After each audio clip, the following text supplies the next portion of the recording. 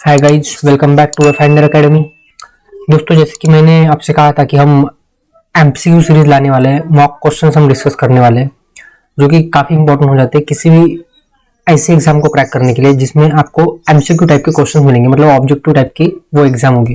तो आपकी जो सिविल सर्विस की एग्जाम होती है उसकी जो फर्स्ट स्टेज होती है वो होती है एमसीक्यू टाइप, और यहाँ पे जो पैटर्न है वो दिन प्रतिदिन जो है अनप्रिडिक्टेबल होता जा रहा है, और यूपीएससी को वैसे भी कहा जाता है अनप्रिडिक्टेबल पब्लिक सर्विस कमीशन। तो एमसीक्यू सॉल्व करना, मॉक्स प्रैक्टिस करना, जो आपने पढ़ा है उसके ऊपर काफी ज्यादा जरूरी हो जाता है। और पेड कोर्सेज अगर आप देखो, मतलब जो पेड टेस्ट सीरीज होती है वो काफी ज्यादा एक्सपेंसिव होती है, कुछ कुछ लोग उसे अफोर्ड नहीं कर सकते।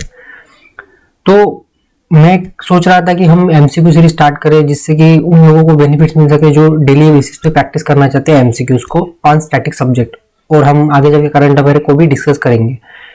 तो आज से हम स्टार्ट करेंगे। आज हम देखेंगे एंशिएंट हिस्ट्री के बारे में। तो हमारा क्या अप्रोच होगा ये हम अभी देख लेते हैं, किस तरीके से हम इस कोर्स को देखने वाले, डिस्कस करने वाले हैं। लेकिन उससे पहले आपको क्या करना है, आपको इन वीडियोस को शेयर करना है ज़्यादा से ज़्यादा लोगों तक। आप जिन्हें जानते हो कि वो किसी भी एग्जाम की पढ़ाई कर रहे हो, दैट डजेंट मैटर किसी वो सिविल सर्विस के लिए पढ़ रहा है, वो चाहे यूपीएससी सिविल सर्विस के हो या फिर सीएपीएफ के हो, एपीएफसी के हो, NDA, EPFO, state PSC, railway, banking, SSC, किसी भी एग्जाम की पढ़ाई कर रहे हो। लेकिन अगर वहाँ पे ये स्टैटिक सब्जेक्ट है जैसे कि हिस्ट्री हो गया, पॉलिटी हो गया, ज्योग्राफी है, इकोनॉमिक्स है, एनवायरमेंट है, कल्चर है, इनमें से अगर कोई भी सब्जेक्ट है तो आपको इन वीडियोस को उन तक पहुंचाना है। पर्टिकुलरली साइंस एंड टेक्नोलॉजी काफी डिफिकल्ट हो जाता है, हिस्ट्री, उसके बाद इकोनॉमिक्स और एनवायरमेंट। तो और 4 टॉपिक तो हर एग्जाम में, जैसे हिस्ट्री हो गया, पॉलिटी हो गया, उसके बाद इकोनॉमिक्स हो गया और साइंस एंड टेक, ये 4 तो हर जगह होते हैं। तो आपको क्या करना है, इन वीडियोस को ज्यादा से ज्यादा लोगों तक पहुंचाना है ताकि उनको भी इन वीडियोस का बेनिफिट्स मिल सके आप ही की तरह। तो हम किस तरीके से इस कोर्स को देखेंगे, तो हम क्या करेंगे, हम सारे स्टैटिक सब्जेक्ट को कवर करेंगे। हो सकता है आगे चल के हम करंट के बेसिस पे भी या फिर करंट अफेयर के लिए भी हम कोर्स लाए सेम, लेकिन अभी तो हम स्टैटिक के ऊपर फोकस करेंगे।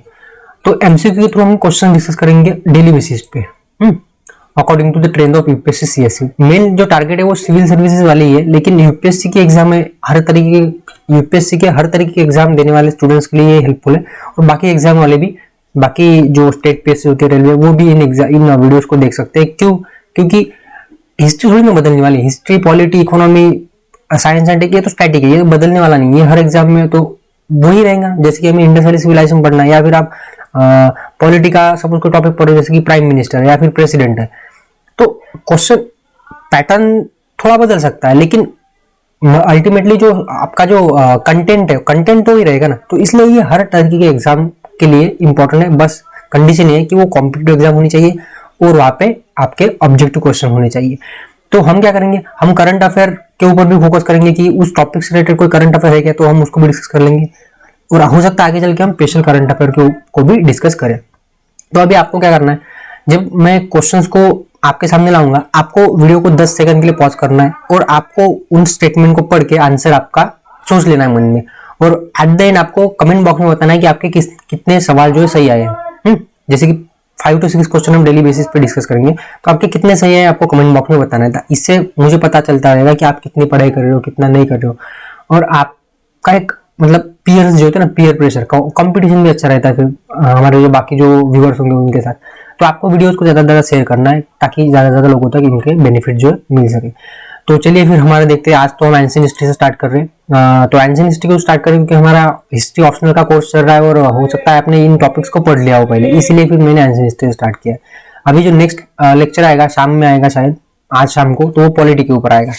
ओके, तो हम देखेंगे हर टॉपिक को, हर स्टैटिक पोर्शन को हम कवर करेंगे। लेकिन जैसे कि मैं अकेला हूँ वीडियो बनाने वाला, कोर्स लॉन्च करने वाला, तो हर सब्जेक्ट के ऊपर आने में थोड़ा देर लगेगा। लेकिन अभी हमने एंशिएंट हिस्ट्री स्टार्ट किया और पॉलिटी, तो अल्टरनेट डेज में वो सब्जेक्ट जो आते रहेंगे और धीरे धीरे हम हर टॉपिक को कवर करेंगे। और ये जो सिलेबस है ना, ये बस किसी एक ईयर के लिए नहीं है, जैसे कि 2022 के लिए या फिर 2023 के लिए, ये एवरग्रीन है क्योंकि स्टैटिक पोर्शन के ऊपर है ना। तो स्टैटिक पोर्शन तो एवरग्रीन है, चाहे आप इस साल एग्जाम दे रहे हो, चाहे 2023 में दे रहे हो, 2024 में दे रहे हो, 2025 में दे रहे हो, दैट डजंट मैटर।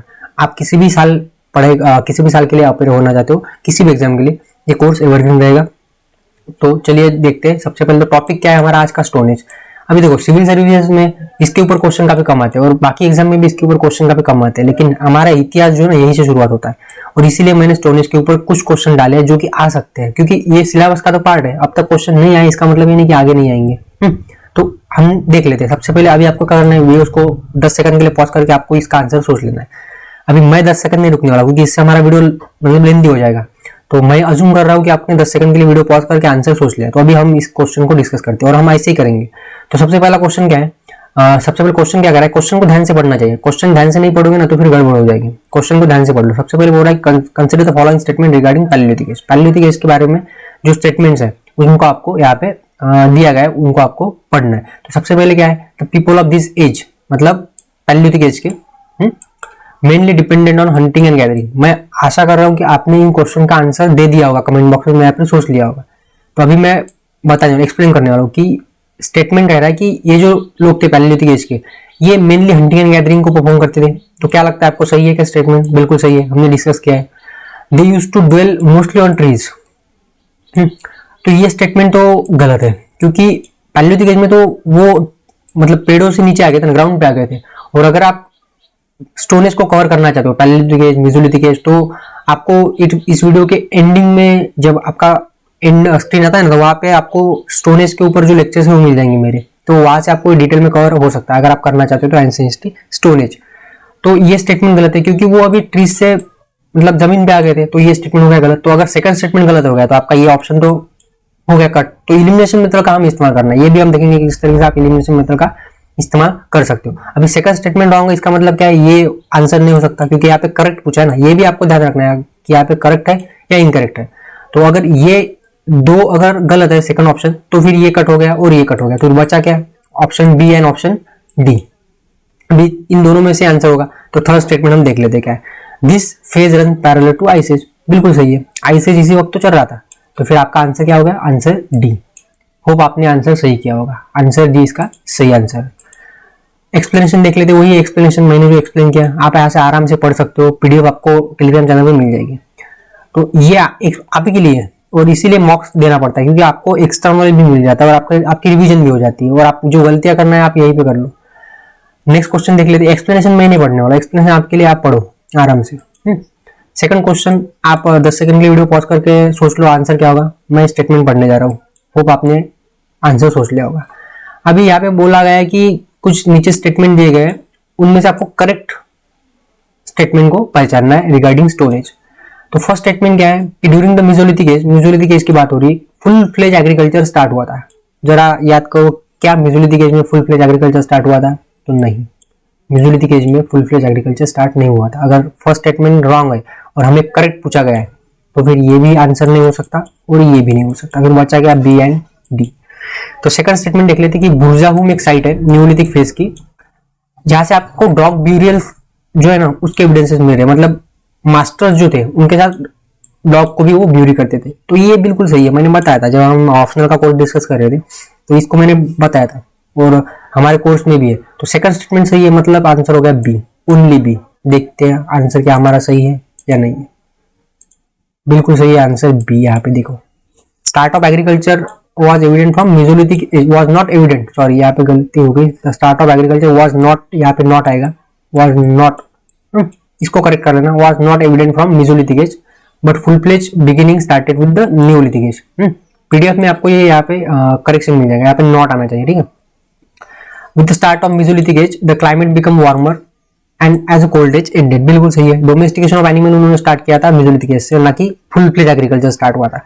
और जो मेसोलिथिक एज है उसको माइक्रोलिथ्स भी कहा जाता है क्योंकि जो स्टोन टूल्स थे उनकी साइज छोटी हो गई थी। तो यहाँ पे नॉट है, ये आपको देखना है यहाँ पे। नेक्स्ट क्वेश्चन देख लेते हैं, थर्ड क्वेश्चन।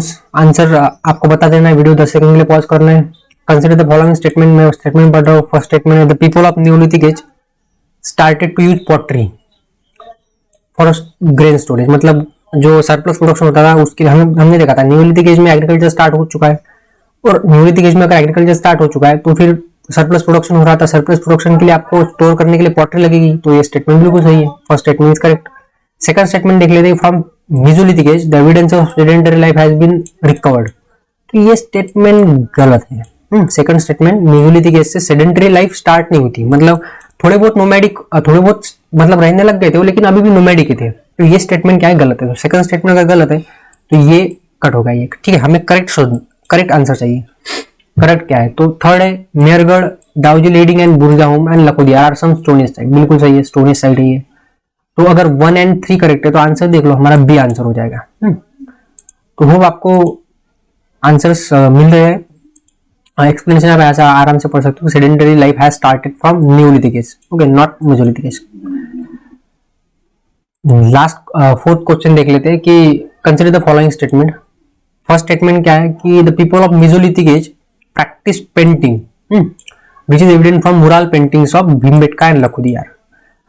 तो सही स्टेटमेंट है, first statement is right. Second statement बोल रहे हैं कि they use dancing, animal hunting, image of tree animals as a theme थी उनकी पेंटिंग की।